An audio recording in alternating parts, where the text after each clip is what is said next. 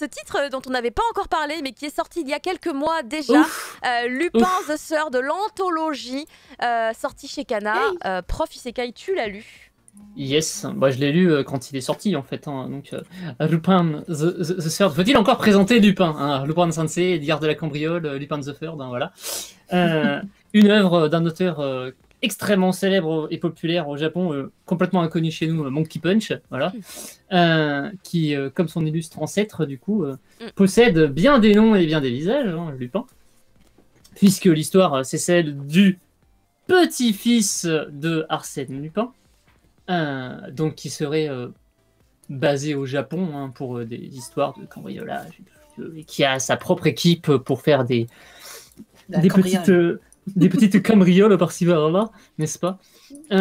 Et donc, chez nous, on le connaît parce qu'il est popularisé par des productions animées, des téléfilms qui ont fait un grand retour en force avec un nouveau souffle en fanfare, avec une saison 4 et une pelletée de nouveaux films là, sur les dernières années, notamment à partir de 2015. Hein. Et d'ailleurs, en ce moment même, il y a une saison 6 qui est en cours de diffusion, hein, n'est-ce pas? Qui est très bien. Regardez-la.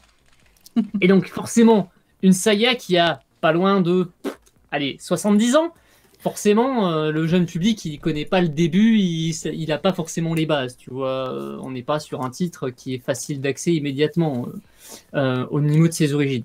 Donc, effectivement, voilà. Ce qu'il faut savoir, c'est que, en tout cas, Kana a récupéré le titre pour faire une anthologie qui est sortie ailleurs. Hein, elle est sortie aux États-Unis. C'est une anthologie qui est sortie aussi au Japon, hein, si je ne dis pas de bêtises. Hein. Donc, c'est une sorte de best-of comme Glénat, je crois, avait fait avec les énormes volumes pavés rouge et noir de Golgo 13. Parce que c'est une œuvre titanesque et que c'est difficile de choisir. Du coup, ils font un petit best-of avec histoire de faire découvrir la licence, sachant que tu peux pas publier un titre pareil. Là, la différence, c'est qu'au moins, Lupin, si ça marche, si c'est acheté, sachant qu'on va avoir le tome 2 un jour ou l'autre, hein, il y a des chances, hein, parce qu'il y en a un qui est sorti au Japon.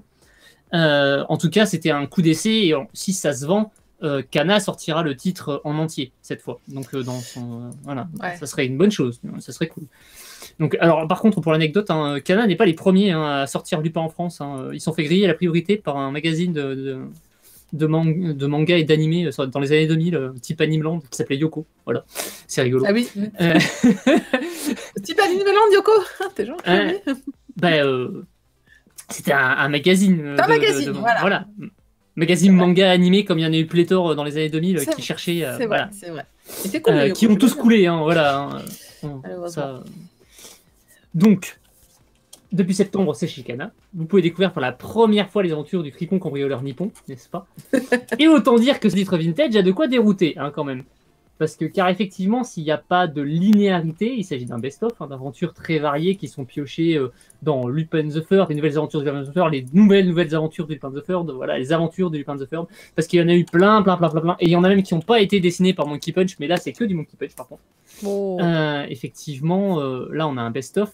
C'est avant tout la dureté des histoires et le dessin extrêmement froid de Monkey Punch qui vont marquer en fait. Alors certes, on savait que la série animée était beaucoup plus sage que dans le manga parce que effectivement, c'est Miyazaki qui a taffé sur l'animé en premier et il a apporté une touche un peu plus légère. Hein. Alors que le manga en fait, c'est du hard boiled. Hein. On est sur un titre polar sans chaud. Hein, avec on va remettre un peu en contexte, c'est-à-dire parce que les propos de certaines histoires sont inscrits dans leur jus. Hein. C'est une œuvre qui a été sortie dans les années 60. Hein. La plus vieille histoire de l'anthologie date de 67, si je ne dis pas de bêtises. Voilà, c'est ça, 67. Wow. Hein. Donc, et la plus récente date de 77, donc 10 ans après. Donc c'est effectivement assez étalé. 78, la plus récente. Mais voilà, on est quand même sur un truc qui est rétro. Hein. On va dire vintage parce que c'est mieux.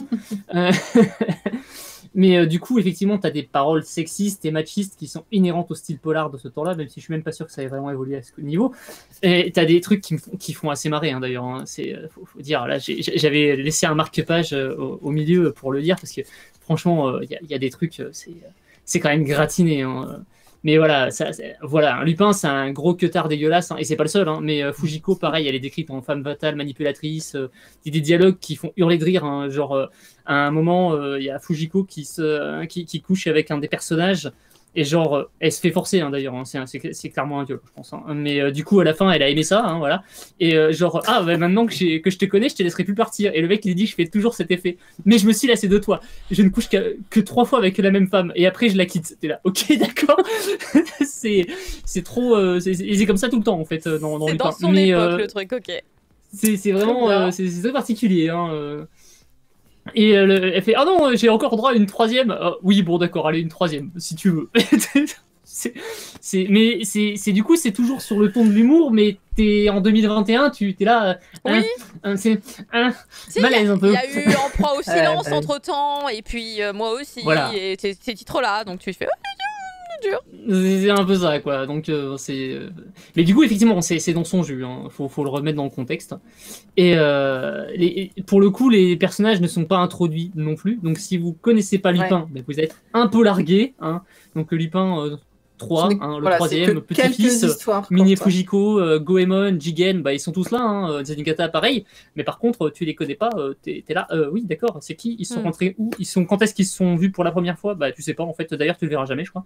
Il y a une histoire qui rencontre où il rencontre Goemon. Mais le truc, c'est que en fonction des histoires et des mangas, en fait, ils se sont rencontrés plusieurs fois. Genre, t'as des. C'est un recueil en permanence. Ouais, il n'y a pas de point fixe dans Lupin. C'est un one shot. C'est dommage. Ouais. C'est pour l'instant, c'est un one shot, effectivement. Mais après, il y aura il y a un tome 2 qui est sorti au Japon, hein, donc on aura peut-être la suite un jour. Mais comme c'est anthologique, ça se suit pas et finalement c'est juste un best-of des meilleures histoires qui te permettent de mettre en avant les aventures les plus intéressantes ou qui ont un certain intérêt au niveau de la licence, à savoir la rencontre avec tel personnage, l'apparition de tel autre, la mort d'un tel, enfin voilà, des trucs dans le genre.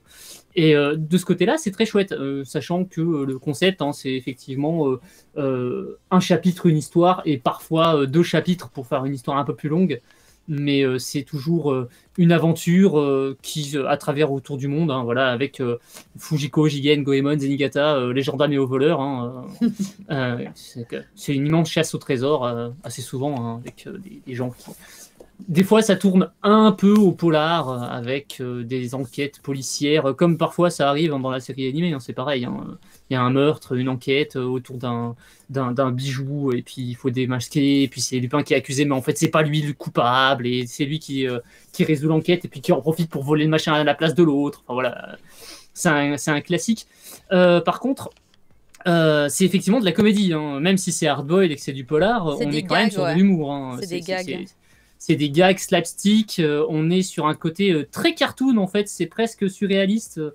Il y a des plans vraiment, enfin notamment je pense à la toute dernière histoire sur un trésor au fin fond d'une mine avec un côté un peu Indiana Jones avec des milliers de pièges dans une grotte où les mecs ils marchent sur des trappes, ils tombent dans des trous avec des pointes, t'as des boules qui leur courent après, ils se font noyer, et, vraiment il arrive toutes les malheurs du monde.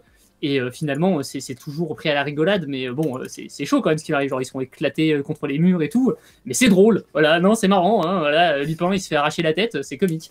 C'est finalement, c'était un masque. Voilà, c'est tout le temps, ça fourmille de détails. Il a un trait qui est assez froid quand même, l'auteur, qui est dans l'époque. Hein, c'est très étonnant. Hein, pour le coup, vintage. Hein, là, ça ressemble beaucoup d'ailleurs à ce qu'on retrouvait dans le magazine Gallo avec justement les dessins de Shirato Sanpei. Ça ressemble un peu à Sanpei d'ailleurs, pour le coup, Lupin. Il y a un peu aussi le trait qu'on peut avoir sur le Nolfen Cub, sur Ghost Kojima. C'est très très chouette. J'aime beaucoup, de toute façon, Lupin à la base. Hein. Là, je suis en train de regarder quelques planches sympas. Moi, j'ai retrouvé le chapitre dont tu parlais tout à l'heure avec Fujiko. Ben voilà, effectivement, le chapitre. Il y a un chapitre qui est intéressant, entre autres, c'est celui avec la course de voiture qui, du coup, a servi de pilote pour la série animée. Donc, c'est sympa de le revoir dans l'anthologie. Avec la course automobile, avec le tunnel, avec une très belle double page avec la voiture comme ça, là, qui est très chouette. Hein. Mais il y a un gros travail sur les noirs et les. Pour le coup, là, hard-boiled. Hein. C'est très très chouette. J'aime beaucoup Lupin. Par contre, le point un peu gênant de l'anthologie, mais forcément, bah, c'est compliqué dans ce genre d'histoire, c'est que le titre est composé de plusieurs histoires choisies dans des mangas différents, et parfois les sources sont très datées. Ce qui fait qu'il y a des récupérés des fois dans des magazines de prépublication parce que ça n'a jamais été publié sous format relié.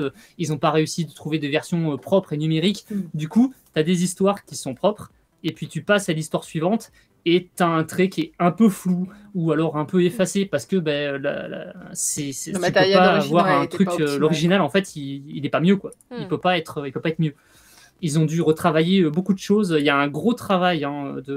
C'est quasiment de la restauration, je pense, par endroit. Donc, c'est intéressant d'un point de vue historique aussi pour la licence. Donc, hormis ça, franchement, c'est très chouette. C'est pas évident à prendre en main si tu connais pas la licence. Après, je dirais pas que c'est un bon point d'entrée pour Lupin. Je pense que ça serait peut-être mieux de commencer avec l'animé, pour le coup. Que ça soit la série originale ou le remake ou les films, genre Cagliostro par exemple. Même si, pour le coup, si vous passez de Cagliostro au manga, vous allez être surpris. C'est pas le même univers, hein, on passe de on va sauver cette demoiselle et tout à bon bah écoute Fujiko, désolé. Là, ça va leur passer la casserole. La casserole, ouais. Gambate kudasai. Non, mais là, pour le coup, c'est vrai que c'est pas du tout le même ton. Ça serait plus à rapprocher des films qui sont sortis dans les années 2010 de Takashi Koike, donc ceux qui étaient sortis chez Black Box, qui sont beaucoup plus noirs et beaucoup plus durs. Et du coup, ça se rapproche beaucoup plus de ça, en fait, des œuvres de Monkey Punch. Donc là, pour le coup, ça colle. Pour présenter les personnages, en plus, c'est très bien, parce qu'ils sont introduits dans la série de Mine Fujiko. Mais là, pour le coup, non, si vous êtes fan de Lupin, c'est un indispensable, assurément. Si vous êtes fan de Polar, c'est un indispensable aussi.